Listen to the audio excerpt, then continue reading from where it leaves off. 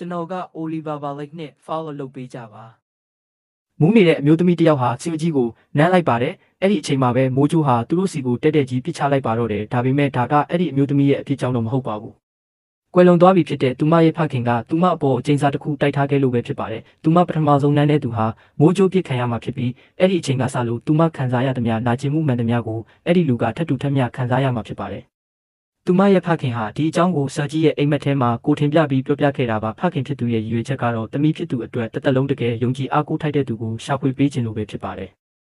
ဒါပေမဲ့ခေကြီးစေးရုံမှာနိုးလာတဲ့အခါဒါကိုအိမ်မက်တစ်ခုလိုပဲထင်နေခဲ့ပြီးအလေးနဲ့မထားခဲ့ပါဘူးဆရာဝန်ကလိုက်ကာကိုဆွဲဖွင့်လိုက်ပြီးဘေးကူတင်မှာအဲ့ဒီအမျိုးသမီးလဲနေတာကိုမြင်လိုက်ရတဲ့အခါကျမှသူကအခန်းပြောင်းပေးဖို့ချက်ချင်းတောင်းဆိုပါတော့တယ်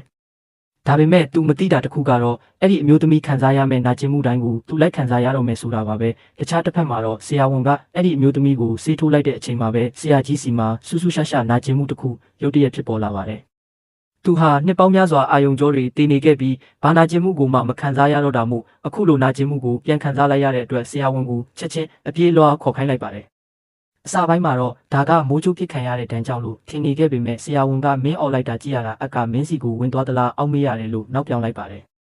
ထိုအခါမှရှောကြီးတောင့်ခဲသွားပြီးအိမ်မက်ထဲကဖခင်ဖြစ်သူရဲ့စကားတွေကိုတတိယသွားပါတော့တယ်အဲ့ဒီအမျိုးသမီးဒဏ်ရာရတိုင်းသူ့ဘာနာကျင်မှုခံစားရမှာဖြစ်ကြောင်းအဲ့ဒီတော့မှသူသဘောပေါက်သွားခဲ့တာပါ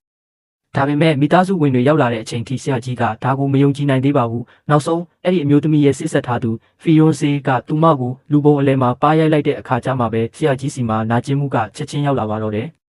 အဲ့ဒီစစ်ဆက်ထားသူကမင်းဆရာကိုအကုန်လျှောက်ပြောတယ်ဟုတ်လားဆိုပြီးဆွဆွဲလိုက်တဲ့အပြင်မနှက်ဖြန်စစ်ဆက်ပွဲကိုမလာရင်သူမနဲ့သူမရဲ့မိခင်မှာအနေရရှိမယ်လို့ချင်းချောက်သွားခဲ့ပါတယ်ဒါပေမဲ့အမျိုးသမီးကတော့ဂယုမဆိုင်ပဲထိုလူရဲ့မျက်နှာဖုံးအစ်ကိုလူတိုင်းရှိမှဖွင့်ချပစ်မယ်လို့ပြန်လဲကြေညာလိုက်ပါတယ်ဒေါသထွက်သွားတဲ့ထိုလူကသူမကိုနောက်ထပ်တစ်ပါးထက်ရိုက်ပြီးချက်ချင်းထွက်သွားခဲ့ပါတယ်ဆရာကြီးမှာတော့နာကျင်လွန်းလို့ဒူးထောက်လဲကျသွားရရှာပါတယ်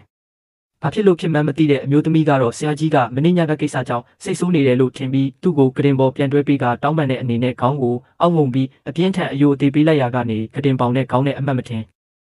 စောင့်မိသွားပါတယ်ဆရာကြီးစီမှာနာကျင်မှုလိုက်တစ်ခုချက်ချင်းဖြတ်ပြေးသွားတာမို့သူမကိုဘာမှဆက်မလုပ်ဖို့ချက်ချင်းတားလိုက်ပါတော့တယ်သူထင်နေတာတေချာလားဆိုတာအတီးပြုတ်ဖို့အတွက်သူကအမျိုးသမီးရဲ့ပါးကိုစိတ်ကြည့်လိုက်တဲ့အခါမှာလည်းသူ့ကိုယ်သူနာကျင်မှုကိုထပ်တူပြန်ခံစားလိုက်ရပါတယ်အဲ့ဒီတော့မှဆရာကြီးလည်းလုံးဝယုံကြည်သွားပါတော့တယ်